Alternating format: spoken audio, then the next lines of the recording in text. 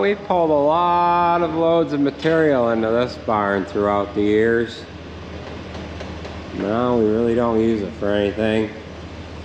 We had big bales in it here 2 years ago. We just cleaned it out this summer, and we don't plan on putting big bales in it again.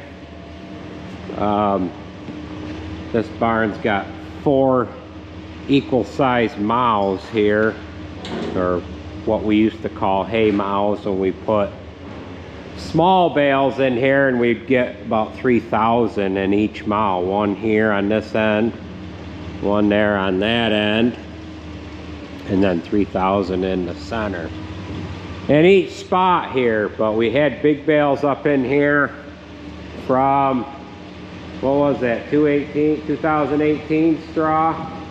We had big bales in here, and the mice got into it. We actually left them in here a little too long.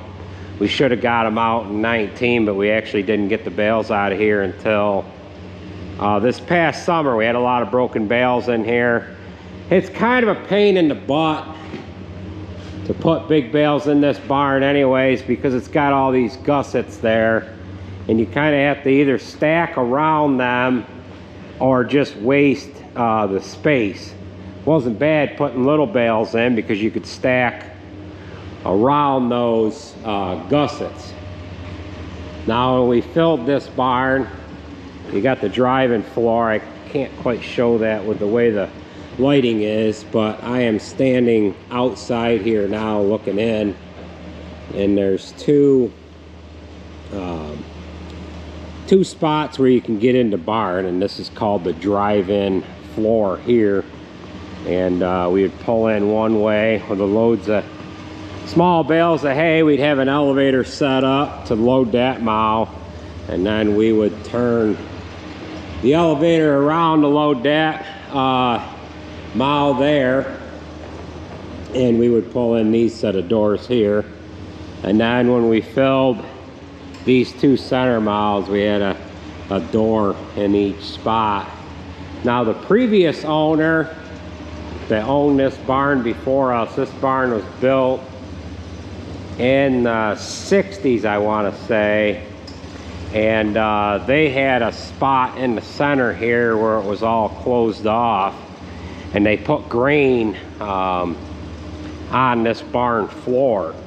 For a few years, there's stanchions down in the bottom part. Maybe we'll walk down in there in a little while here, and they never milked cows in this barn. The water wasn't that great up here. They built the barn, and if they did milk cows in it, there was only cows in it for 1 year. So Nate's got his tractor up here. What is that, an A? Yeah. You want to talk about your tractor? We had this in another video a while ago. Yeah. 1939 Model A. Yeah. What do you got? Is that extra parts, or you got something tore out of it, or? That's a hydraulic unit for the back. Give me hydraulics and a 3-point lift. Would you just buy that somewhere? Sunday. Yeah. Yep. Yeah. So he parked it up here for the winter, and this summer here we had it on the grain auger going into, or we had it on the auger going into our small bin, but he had just put a, what'd you do, put a clutch on it or something? Yeah, I put new clutch plates in it, and had a bunch of internal clutch parts that were bad, and it was slipping real bad.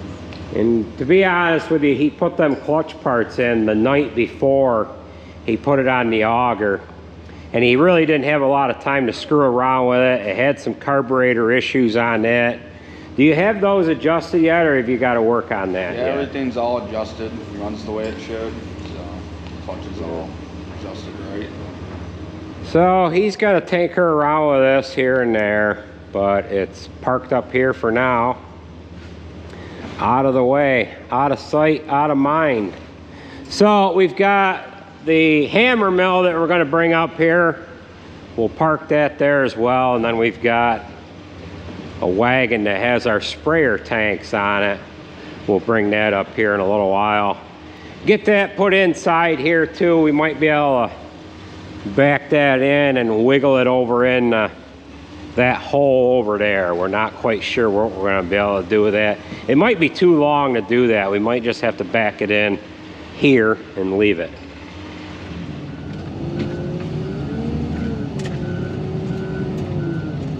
All right, we're up behind the barn now, loading up refusal feed. You might recognize this silage box here. This silage box come off that old Louisville Ford that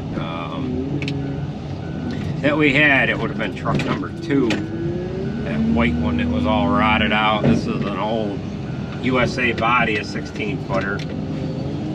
These are neighbors of ours that bought it and put it on this International. I think it's a S1800 maybe. So this old 16-foot box here lives again. They have a hoist that was originally on that truck. I don't know if it had a flatbed at one time on it or what, but they ended up using the hoist that they had. So we still have the old hoist that was underneath that 16-foot box.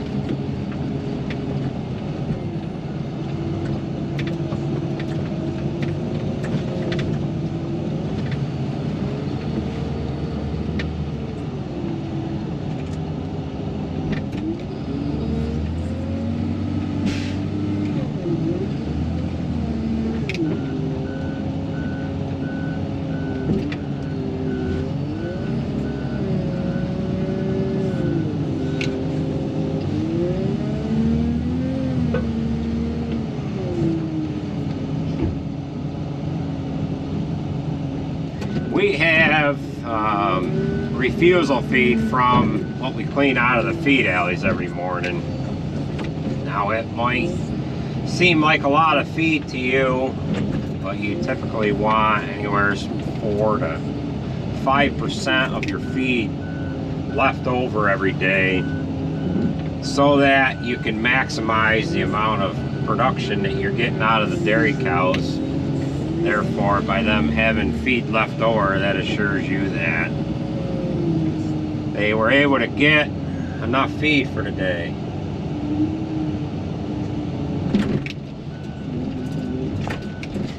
Be right back. All right. Yeah.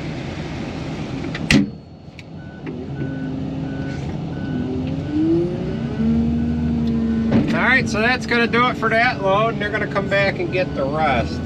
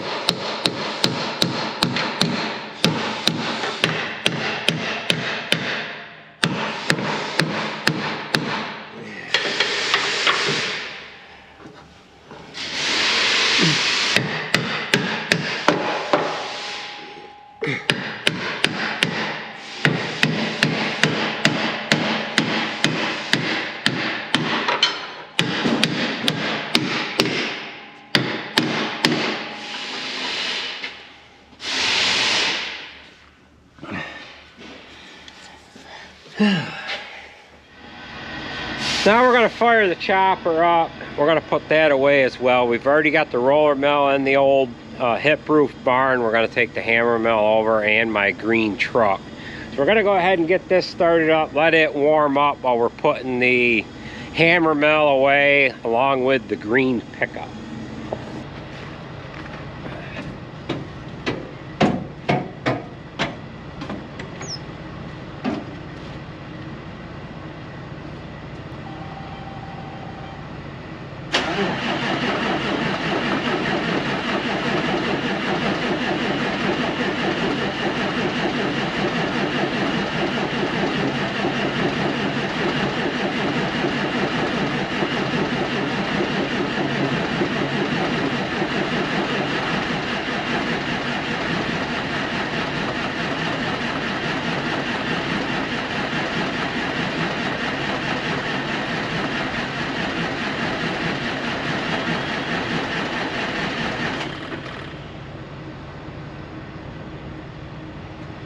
This is all wrong.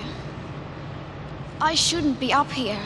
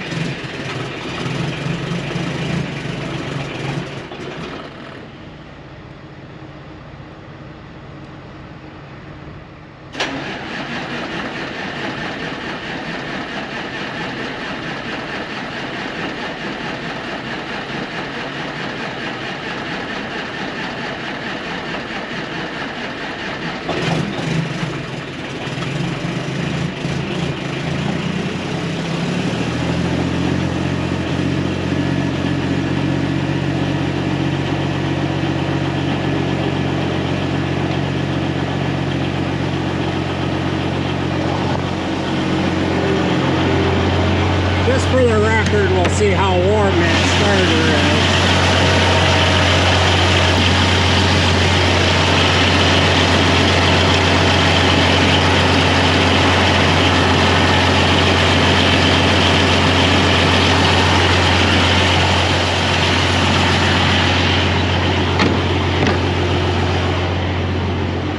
Not hot at all.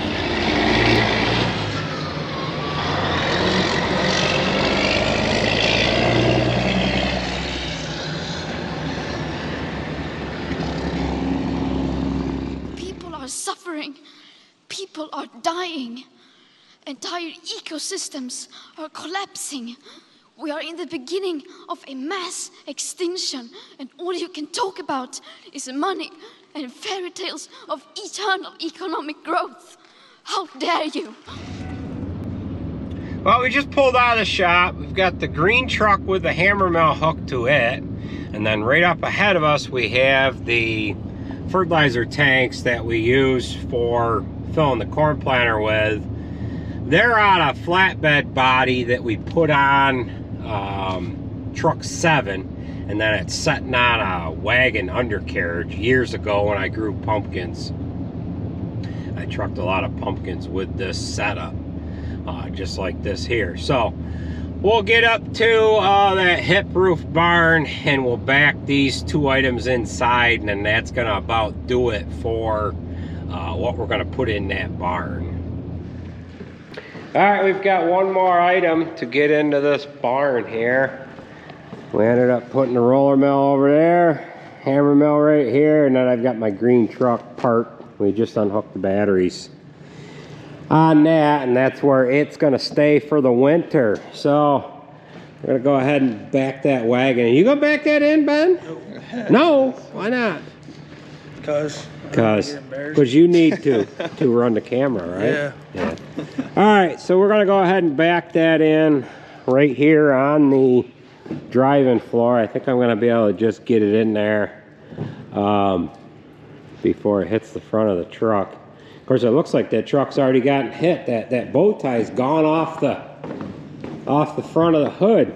You didn't put that on your truck, did you? That'd make that Ford a little better, wouldn't it, if you put a bow tie on the front of it?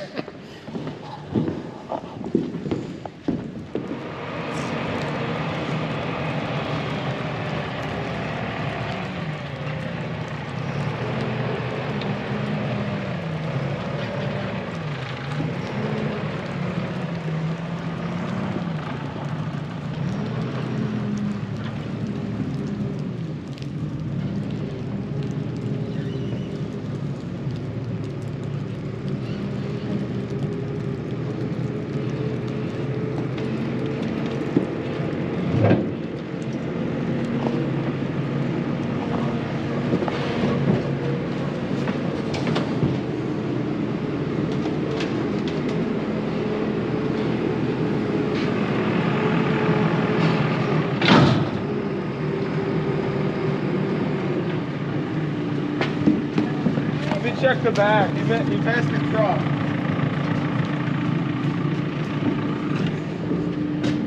Yeah, bring her back. Bring her back.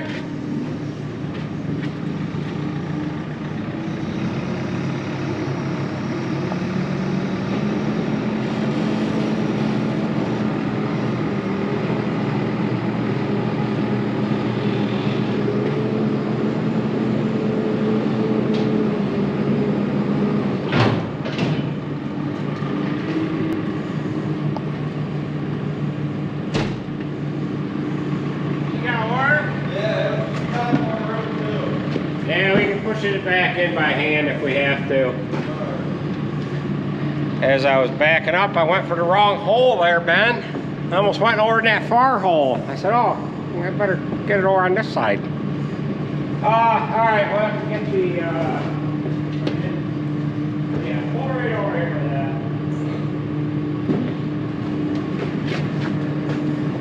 that. What do you think, Ben? It fits. It fits, yep. All right, we're gonna go put the chopper away now. Get that wagon back in there if we want to bring anything else up in here. We've got the driving floor on this side, and Nate wants to work on his tractor some here and there throughout the winter here, so we didn't want to bury that in.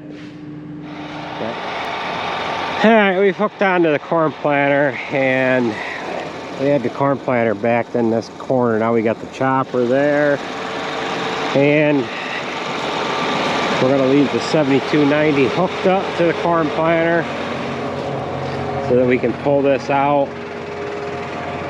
early spring here and get it ready to plant corn. So we've got some iron that we're gonna need to put on this. I ended up replacing all of these closing wheels when we put it away, but we're gonna have to put seed opener discs on it, fertilizer discs,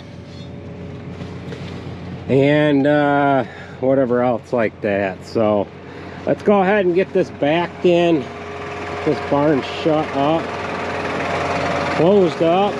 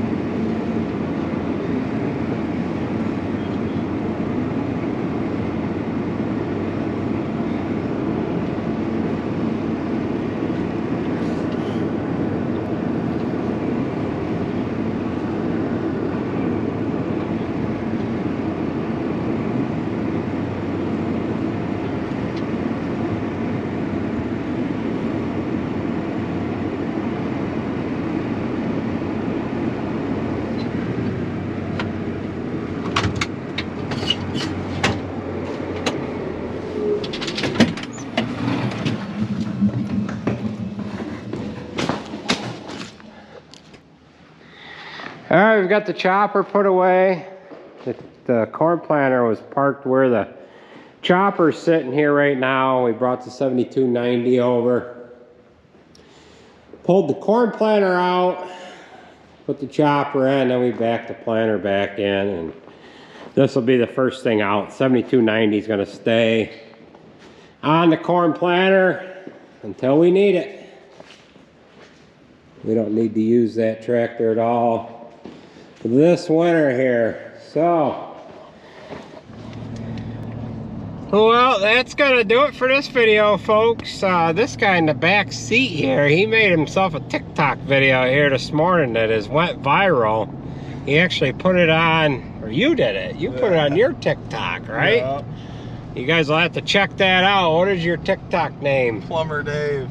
Yeah, you guys will have to check out Plumber Dave. I'll put a link in the description. You can check out the video that Ben did here this morning. So I'd put a video in this video here, but I'd probably get demonetized.